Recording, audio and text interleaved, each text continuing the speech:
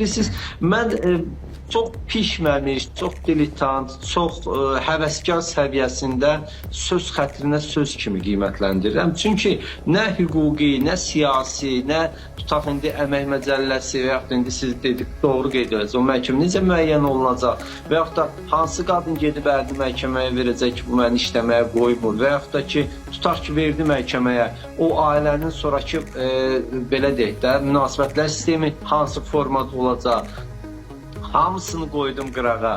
Bu dəqiqə Azərbaycanda neçə faiz kişi qalıb ki, qadına icazə vermir işləməsin. Zaten sosial vəziyyət hamımıza bəllidir və bu dəqiqə həm ər, həm qadın işləməlidir ki, ailə davam eləsin. Və birisi çox hələ bu üzdən yanaşmadı. İndi istəsəz biz dərinliyə gedərik. Məsəl üçün, kişi maaş alır, kişinin maaşından həm özündən vergilər tutulur, həm də işverəndən. Haradasa orta hesabla kişinin aldığı maaşın, ümumiyyətlə bir əməkçinin, işçinin aldığı maaşından səhv eləmirəmsə 30%-ə yaxın dövlət vergilər tutur.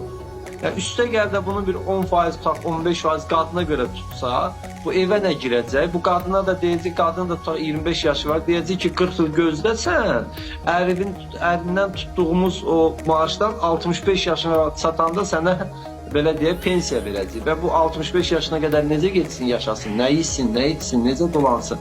Və mən düşünürəm ki, bu qadınların əmək prosesinə cəlb olunması, ictimai siyasi əmək bazarında fəaliyyətin artırılması filan, bunlar yaxşı təşəbbüslərdir. Amma bunun real atılmalı olan addımları var. Bu deyil. Ər icazə vermirsə, gedək. Yəni, bu bilirsiniz, biraz elə bilin, o yas məclislərində və toy məclislərində qeybət xarakterli oturub müzakirə eləyirlər. O, üzr istəyirəm yenə ifadəmə görə, bunu əsəbimdən deyirəm. Bu, bizim uşaq vaxtı bir söhbət vardı. Bruce Lee döyər, Van Damme döyər, söhbətlərini oxşuyub mübariz müəllim futbolçu. Yəni, bu qədər illər təcrübəsi olan adamın durub belə danışması biraz sözün düzü həm utanc vericidir, həm də acınacaqlıdır ki, baxın, vəziyyət hansı həddədir ki, millət vəkili görün, hansı məsələni deyir və deyir ki, bunu qanunvericilikdə təsbit edir. Adama deyirlər, yaz gətir görək nə yazacaqsan, necə yazacaqsan bunu, harasını yazacaqsan. Amma bilirsiniz, bunu dövlət, bu vicdan məsələsidir. Məsələn, xanımı aldatmaq gəlsən, evlənəndən sonra da işləyəcəksən və təhsilini davam edəcəksən. Vicdanın nəzarət mexanizmi yoxdur dövlətdə. Dövlətdə vicdanın nəzarət mexanizmi qurulması mümkün deyil. Necə ki, məsələn, yaxşı insan, pis insan var. Əgər qanunu pozmursa, nə qədər istəsən pis insan ola bilərsən. Yəni, qanun çərçivəsində. Hətta insanlar var ki, müəyyən yaşı gəlib çatıb, heç bilmir vicdan nədir. Yəni, Cəza metodikası yoxdur ona görə. Siyasi hüquqi məsələ ilə tənzimlənə bilmir. Zaten məsələn, hakimlər yeganə qurumlardır ki, qanunlara və vicdana istinad eləyib qərar verirlər. Biz görürsünüz, nə qədər hakimlər həbsə də düşür. Yəni, bu baxımdan bizim durub təklif verməyimiz siyasilərin və ya qanun layihəsi təşəbbüsündə bulunmağımız biraz yersiz olar. Və biz nə etməliyik? Dövlət olaraq xanımların işlə təmin olunması məsələsi varsa, məsələn, istəyiriksə ki, xanımlar işləsin və onlara belə deyək, cəmiyyətə qazandıraq xanımları, həm də xanımlar belə deyək də ictimai aktiv olsunlar, o zaman dövlətin atmalı olduğu addımlar var. Məsəl üçün deyək, məsələn, bir xanım səhər çıxdı evdən, 6-ya qədər işlədi, kişi də 6-ya qədər işləyir. 7-də gəldilər evə, kişi pultu götürdü, oturdu televizorun qarşısında. Məsəl üçün deyək, evin təmizliyi xanımdan asılıdır, yeməyin pişirilməsi xanımdan asılıdır, paltarların yuyulması, qabın yuyulması, uşağın tərbiyəsi. Burada xanım 2 qat işləyir. Yəni, əslində bir çox hallarda xanımların işləməsi, onların daha çox istismar olunması deməkdir. Bizdə bəzən elə başa düşülür ki, yox, xanım işləyirsə azaddır. Xanım işləyirsə o ev işlərindən azad olmur, axı yenə ev işləri onun üzərində qalır. Yəni, dövlət nə etməlidir? Burada xüsusi güzəştlər tətbiq eləməlidir. Məsələn, xanımların iş vaxtını daha az eləyə bilər, xanımların tutaq ki, işləməyinə, tutaq o milli mənəvi dediyimiz o dəyərlər, dini dəyərləri nəzərə alaraq əmək məcəlləsində bəzi düzəlişlər eləyə bilər. Xanımların işləməsi üçün onların yaşadığı ərazilərə, daha yaxın ərazilərdə iş yerlərinin təmin olunması ola bilər.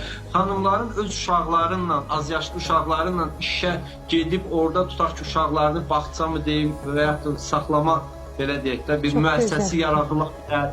Yəni, bax, bu məsələlər, mübariz qurbanını müzakirə eləsə, bunlar dünyada da, Avropada da bunun nümunələri var. Məsələn, xanımlara evdən iş şəraiti yaradıla bilər, Yəni bunlar bu müzakirə oluna bilər, amma icazə verilmirsə, plan olunmursa bu başqa məsələlərdir və Azərbaycan cəmiyyətində təəssüf ki, bunun statistikası yoxdur. Yəni ki, neçə faiz tutaq ki, məcburi şəkildə işləmir, xanımların neçə faizi könüllü işləmək istəmir, neçə faizi təhsil. Yəni ona görə biz ümumi danışırıq. Təəssüflə qeyd eləməliyik ki, Azərbaycanda da bir çox sahələrdə statistikalar olmadığı üçün biz belə deyək də, hər birimiz öz təsəvvürümüzdən, öz müşahidələrimizdən çıxış edir. Hansısa bir datalara, hansısa bir rəqəmlərə istinad edə bilmirik.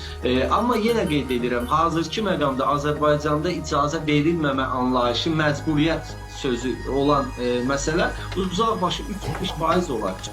Dünənə qədər icazə verməyən insan bugün məcbur icazə versin. Çünki ailənin keçimi, ailənin dolanışığı, evladların böyüməsi, yəni bunların hamısı xərc tələb edir. Qadın və kişi bərabərdir. Əmək məcəlləsində də qadın və kişi bərabərdir, hüquqda da bərabərdir, siyasətdə də bərabərdir. İndi amma məsəl üçün aliment tutulması, məsələn qanuna görə qadından da aliment tutulur, bilirsiniz də, kişiyə görə. Evet. Onda bir dənə də qadınların maaşından tutulsun aliment fondu. Yəni bunların hamısı əhalidən yığılmalardır. Dövlət tərəfindən əhalidən yığılma olacaq. Və zaten biz burada sosial problemlərdən danışırıqsa, əlavə nə bilim, sabində oksigenin çiklənməsi, əlavə vergi, yerimək vergisi, dava vergisi, dalaş vergisi belə olmaz. Bununla tənzimlənə bilməz. Və baxın, mən bir şey deyim sizə. Biz bu müzakirə elədiyimiz məsələ var ki, məsəl üçün qadınlar icazə verilir, verilmir. Mən sual vermək istəyirəm. Bizdə o statistika varmı? İşsiz qadınların neçə faizi ərlərinin icazə vermədikləri üçün işləmir, neçə faizi iş tapmadıkları üçün?